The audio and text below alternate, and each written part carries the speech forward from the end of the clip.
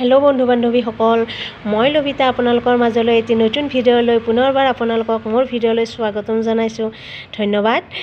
মই আজি আপোনালোকৰ মাজলৈ লৈ আহিছো প্ৰিন্স কাট ব্লাউজ কাটিং আৰু মই আপোনালোকক আজি কাপোৰতে প্ৰিন্স কাট ব্লাউজ কাটিং কেনেদৰে কৰে মেজাৰমেন্ট লৈ কিনে মই আপোনালোকক দেখুৱাই যাম আৰু আপোনালোকে নিশ্চয়কৈ চাই যাব বুলি মই আশা ৰাখিছো মই আজি 30 সাইজৰ প্ৰিন্স কাট ব্লাউজ কাটিং কৰিম আৰু মই কেনেদৰে মেজাৰমেন্ট লৈ কিনে প্ৰিন্স কাট ব্লাউজ কাটিং কৰো আপোনালোকে আহকচোন চাই লব মই অলৰেডি মানে কি হল মেজাৰমেন্টটো দিয়া হৈ গৈছে তথাপি মই আপোনালোকে এবাৰ দেখুৱাই দিছো মই মেজাৰমেন্টটো কেনেকৈ লৈছো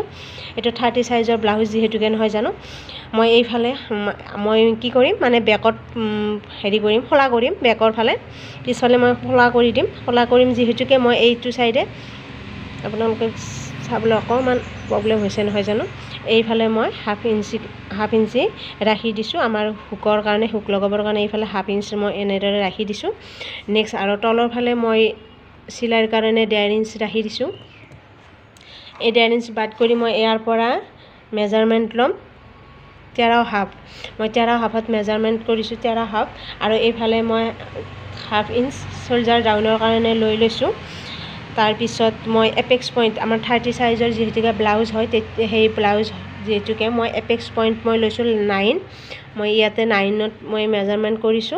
তাৰ পিছত মই শোল্ডাৰ আমাৰ আৰ্মহলৰ কাৰণে 6 ইঞ্চিত মেজাৰমেন্ট কৰিছো এনেদৰে 6 ইঞ্চিত মেজাৰমেন্ট কৰিছো তাৰ পিছত আমাৰ যেটো চেষ্ট সাইজ হয় ন চেষ্ট সাইজ 30 সাইজৰ যেহেতুকে আমাৰ চেষ্টৰ আহিব 7.5 নহয় জানো মই 7.5ত মাৰ্জিনটো কৰি দেখুৱা আপোনালোকক 7.5ত মই মাৰ্জিন কৰিলো নেক্সট মই লুজিংৰ কাৰণে 2.5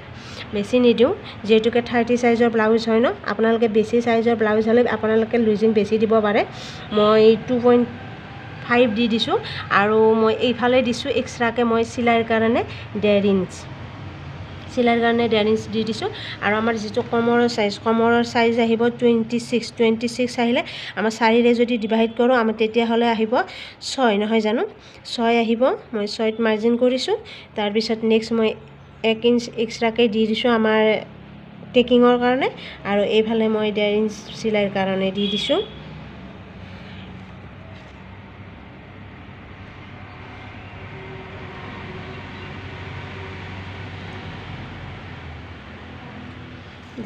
মই চিলাইৰ কাৰণে দি দিছো আৰু এনেদৰে মই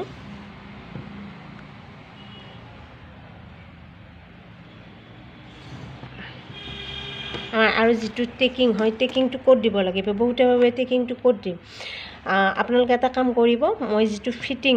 আমাৰ যেটো ফিটিং আছিল মই যিখিনি এক্সট্ৰা ৰাখি দিছো চিলাইৰ কাৰণে সেইখিনিক বাদ কৰি যিখিনি আমাৰ ফিটিং তাৰ পৰা সমাজত আপোনালোকে মেজাৰমেন্ট কৰিব সমাজতে আপোনালোকে মেজাৰমেন্ট কৰিব এনেদৰে সমাজত এনেদৰে মেজাৰমেন্ট কৰি গলে আপোনালোকে ডাকটো দি দিব আৰু এই ডাকটো আমি যেটো এপেক্স পইণ্ট আছে ন এপেক্স পইণ্টক লগি এনেদৰে লৈ যাম এপেক্স পইণ্টক লগি লৈ গৈছো লৈ যায় এনেদৰে এইফালে 1 ইঞ্চি যেহেতুকে ৰাখিছিলো টেকিংৰ কাৰণে এইফালে হাফ আৰু এইটো সাইডে হাফ আৰু এইটো সাইডে আমি হাফ ইঞ্চিত মাৰ্জিন কৰি এনেদৰে মিলাই দিম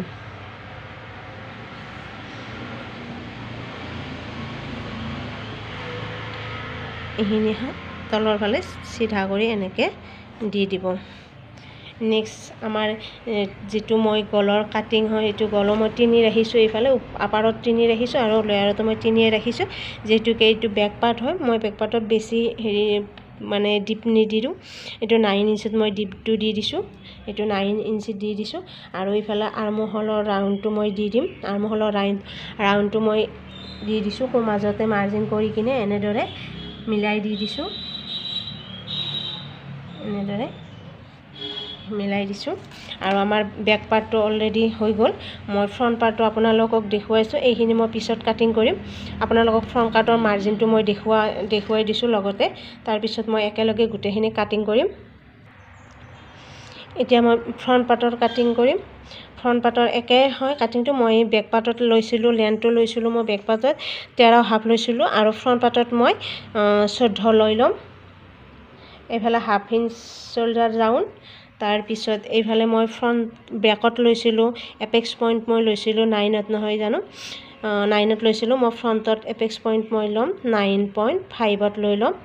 নেক্সট এইফালে মই 1.5 ইঞ্চিটো চিলাইৰ কাৰণে ৰাখি দিছোঁ এইটো এপেক্স পইণ্ট আৰু মই আৰ্মহলৰ কাৰণে তেতিয়া মই যেহেতুকে 6 ইঞ্চিত মাৰ্জিন কৰিছিলোঁ নহয় জানো মানে এইফালে 1/2 ইঞ্চিটো বাদ কৰি কিনে শোল্ডাৰ ডাউনৰ 1/2 ইঞ্চি বাদ কৰি মানে মই 6 ইঞ্চিত মাৰ্জিন কৰিছিলোঁ আৰু মই ইয়াতো 6 ইঞ্চ মাৰ্জিন কৰি দিম আৰু গোটেইবোৰ এইবোৰ মই লাইন ধুনীয়াকৈ দি দিম আৰু আপোনালোকে চাই থাকিব এইটো 2 নম্বৰ ভিডিঅ' হয় যেহেতুকে মই নতুনকৈ ভিডিঅ' বনাইছোঁ হয়তো কিবা ভুল হ'বও পাৰে আপোনালোকে প্লিজ সেইবোৰ ধৰি নাথাকিব আৰু কিবা ভুল হ'বও পাৰে বাৰু একো কথা নাই ভুল হ'লে ক্ষমা কৰি দিব নেক্সট মই শোল্ডাৰ লৈছিলোঁ 6 ইঞ্চি নহয় জানো তেতিয়া মই শোল্ডাৰ বেকত লৈছিলোঁ 6 আৰু মই ফ্ৰণ্টতো 6 লৈ লওঁ আৰু এইফালেও মই 6 লৈ লৈছোঁ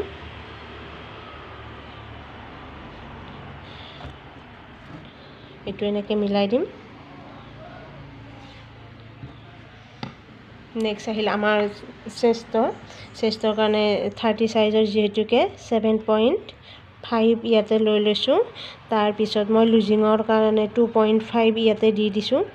তাৰপিছত 1 ইঞ্চিটো মই এক্সট্ৰাকৈ দি দিছোঁ আৰু এইফালে দি দিছোঁ 1.5 ইঞ্চিটো চিলাইৰ কাৰণে আৰু কমৰত মই দি দিছোঁ যেহেতুকে 24 হয় 24ৰ 4ৰে আমি যদি ভাগ কৰোঁ 6 হ'ব ইয়াতে 6 দি দিছোঁ আৰু 2.5 ইঞ্চ মই দি দিছোঁ ইয়াতে 2.5 ইঞ্চ মই এক্সট্ৰাকৈ লৈ লৈছোঁ আৰু এইফালে মই 1.5 ইঞ্চিটো চিলাইৰ কাৰণে দি দিছোঁ এই পইণ্টৰ পৰা এই পইণ্টটোলৈকে ধুনীয়াকৈ এনেকৈ আস্তানি দিম মই আস্তানি দিছোঁ তাৰপিছত নেক্সট আমাৰ আহিল যিটো আমাৰ এপেক্স পইণ্টৰ যিটো সেই কাটিং মই সেইটো কৰি আছোঁ এইটো মই 30 সাইজৰ যেহেতুকে ব্লাউজ হয় তেতিয়াহ'লে মই ইয়াতে লৈ লৈছোঁ ইয়াতে 3.5 ইঞ্চ মানে 3.5 লৈ লৈছোঁ আৰু মই তলত লৈ ল'ম 3 এই তলত মানে 1/2 ইঞ্চ কমাই লৈ লৈছোঁ ইয়াতে 1/2 ইঞ্চ কমাই লৈছোঁ এইটো পইণ্টৰ পৰা এই পইণ্টটোলৈকে এনেকৈ আস্তানি ল'ম নেক্সট মই এই পইণ্টৰ পৰা এইফালে 2 ইঞ্চিত মাৰ্জিন কৰিম এনেদৰে ইয়াতে 2 ইঞ্চত মাৰ্জিন কৰিছোঁ এইটো 2 ইঞ্চিত মাৰ্জিন কৰিছোঁ নেক্সট এইটোৰ পৰা আৰু এইটো মই এইফালে যেহেতুকে 6 ইঞ্চি লৈছিলোঁ নহয় জানো এই 3 মাজতে মই এনেকৈ মাৰ্জিন কৰিম মাৰ্জিন কৰি কিনে আমাৰ যিটো মাৰ্জিন কৰি এইফালে অলপমান আমাৰ যেটোকে বেকতকে ফ্ৰণ্টৰ অলপমান এইফালে ভিতৰ ফালে এনেকৈ টানি আনিব লাগে মই বেকত এনেকৈ দিছিলোঁ নহয় জানো আৰু ফ্ৰণ্টত মই জাষ্ট 2.5ৰকে অলপ বেছি হ'ব আৰু এনেকৈ ভিতৰ ফালে লৈ আহিছোঁ যেহেতুকে এতিয়া চাব ইয়াৰ পৰা মাৰ্জিন কৰিব ইয়ালৈকে 4.5ত মই এটা দাগ দি দিছোঁ এই 4.5ৰ পৰা মই ইয়ালৈকে যিটো মই 3.5ত মই মাৰ্জিন কৰিছোঁ এনেকৈ মিলাই দিছোঁ এই 4.5ৰ পৰা এনেকৈ আস্তানি দিছোঁ দি কিনে নেক্সট মই ইয়াৰ পৰা 1 ইঞ্চিত মাৰ্জিন কৰি দিম এনেকৈ মই যেহেতুকে এক্সট্ৰাকৈ 1 ইঞ্চ লৈ লৈছিলোঁ নহয় জানো সেই 1 ইঞ্চিটো মই এনেকৈ মাৰ্জিন কৰি দিম আৰু এনেকৈ মিলাই দিম এইটো এনেকৈ মিলাই দিম আৰু এইখিনি মই কাটি পেলাম এইখিনি এক্সট্ৰা কাপোৰ হয় এইখিনি আমি কাটি পেলাব লাগিব আৰু ইয়াৰ পৰা এনেকৈ অলপমান ভিতৰ ফালে এনেকৈ টানি ল'ব লৈ কিনে এইটো পইণ্টটো যে লৈছিলোঁ ইয়াতে এনেকৈ মিলাই দি কিনে আমাৰ এইখিনি কাপোৰ আৰু এইখিনি কাপোৰ কটা যাব এনেদৰে আমি এইখিনি কাপোৰ কাটি পেলাম এইখিনি কাপোৰ এনেকৈ কাটি পেলাম যেতিয়া কাটি পেলোৱাৰ পিছত আমাৰ কি হ'ব এই বস্তুটো এনেকৈ মিলাই দিব লাগিব নহয় জানো এনেকৈ মিলাই দিব লাগিব এনেকৈ মিলাই দি কিনে আকৌ আৰ্মহলৰ ৰাউণ্ডটো পিছত দি দিম বাৰু মই ফ্ৰণ্টৰ নেক ডিপটো দি দিওঁ বেকত যেহেতুকে 3 দিছিলোঁ ইয়াতো মই 3 দিম তাৰপিছত ডিপ মই দিম ফ্ৰণ্টৰ ডিপ মই দি দিম 7 ইয়াতেও 3 ইঞ্চ দি দিম এনেদৰে মিলাই দিম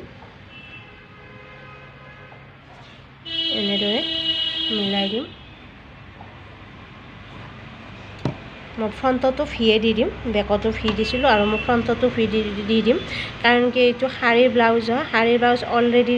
মানে ডিজাইনটো দিয়াই আছে ব্লাউজত, ভি দিয়া আছে, ভি চেপ দিয়া আছে, সেইকাৰণে মই তাৰমানে ফ্ৰণ্টতো ভিয়ে দিব লগা হ'ল আৰু বেকতো ভিয়ে দিব লগা হ'ল। এনেকৈ মিলাই দিম আৰু এইখিনি মই এতিয়া কাটিং কৰিম, আপোনালোকে চাই যাব। মই অলপমান বেছিকৈ এনেকৈ লৈ লৈছোঁ, পিছত যিহেতুকে লাগিব এইখিনি এনেকৈ কাটি দিম, কাৰণ কি এইখিনি বস্তু কাটি দিয়াৰ পিছত আৰ্মহোলটো মিলাই দিব লাগিব। তাৰ আগতে এতিয়া মই কাটিং কৰিম, আপোনালোকে চাই যাব। এয়া মোৰ ৰেডি হৈ গ'ল, কাটি দিলোঁ আৰু মই এতিয়া চিলাই ল'ম। এনেকৈ এইটো পাৰ্টটো এইটো ফ্ৰণ্ট পাৰ্ট হয়, এই দুটা বস্তু এনেকৈ মিলাই দিম, এনেদৰে মিলাই দিম, এনেকৈ মিলাই দিম আৰু মোৰ প্ৰিন্স কাট ব্লাউজ ৰেডি হৈ যাব। ভিডিঅ'টো ভাল লাগিলে বুলি আপোনালোকৰ মই আশা ৰাখিছোঁ, নিশ্চয়কৈ চাব বুলি মই আশা ৰাখিছোঁ। আজিলৈ আহিছোঁ, ধন্যবাদ। আৰু যদি আগলৈ এনেকুৱা ভিডিঅ' লাগে আপোনালোকক, যদি আপোনালোকে ব্লাউজ কাটিং ভালদৰে শিকিব বিচাৰিছে, তেতিয়াহ'লে প্লিজ কমেণ্টত মোক জনাব। মই আপোনালোকৰ মাজলৈ এনেধৰণৰ ভিডিঅ'বোৰ লৈ আহিবলৈ চেষ্টা কৰিম। আজিলৈ ইমানলৈকে আছিলে, ধন্যবাদ।